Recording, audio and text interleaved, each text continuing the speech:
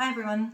At the Humanity Hub, we're really strong advocates for talking to kids in a really open and honest way about death and dying.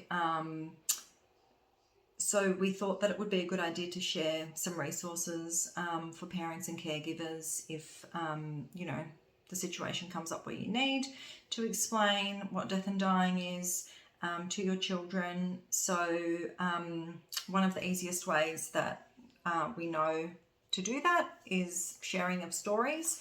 So we thought that we would both find some books that we thought were really good resources for you guys, tell you why we thought that they were good, and hopefully if you ever need to, you can refer back to the video and find a book that you think would be useful in your situation.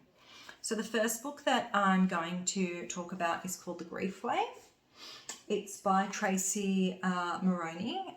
She is an author that does a huge range of books about all different feelings, sadness, loneliness, jealousy. She does some about bullying. So she's very kind of well versed in the area of talking about feelings. The main reasons I like this book is because it talks about what death is and also what grief is. It also talks about the importance of, if you don't know the answer to a question that a kid asks you about death or dying, just saying that you actually don't know, rather than using kind of obscure concepts or terms that are just going to confuse them even more. So I highly recommend this. It also at the back has, a section with notes for parents and caregivers to kind of guide you through, discussing the book with the children or the child that you're talking to about death and dying. So a good all-rounder, this one. So that was called The Grief Wave. The second one that I wanted to talk about is called My Little Star.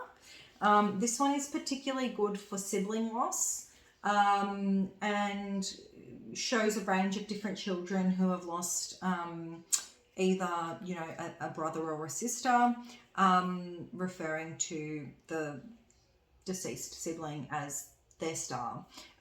It's just a really sweet way of reminding or letting your children know that even though that person is not with them anymore, that physically, that they can still be with them in another way. And in this book, it's very much about they're my star in the sky, kind of lighting my way, which I think is, a really nice way for kids to view, where or how they can remain connected to someone even after death. And it's specific to sibling, which I think is also really good. So that's that one. That one is by Rory H. Mather and Matt Shanks, just in case, because I forgot to say that. This one here I quite liked. It's called The Tiny Star. It's by Mem Fox and Freya Blackwood. So this one is kind of like from birth to death, essentially. And it was just a really nice kind of story about the beginning of life and, moving through that life until old age and then eventually dying,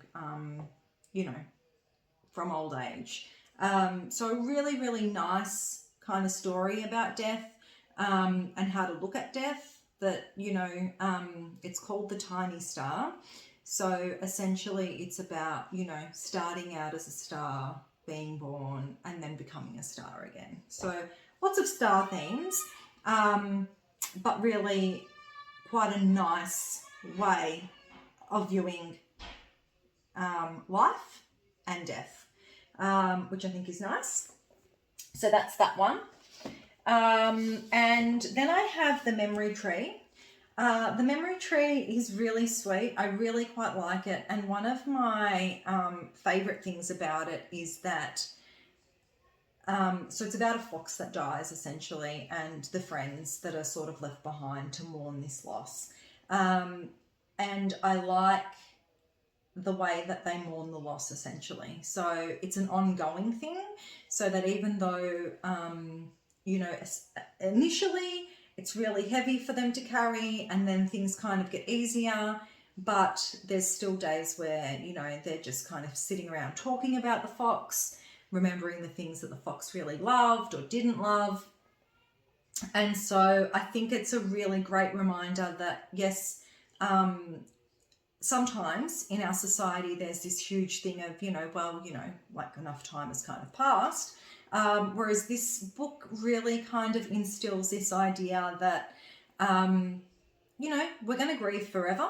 The intensity and the heaviness of that grief is just going to change, essentially, because you're never going to forget that person.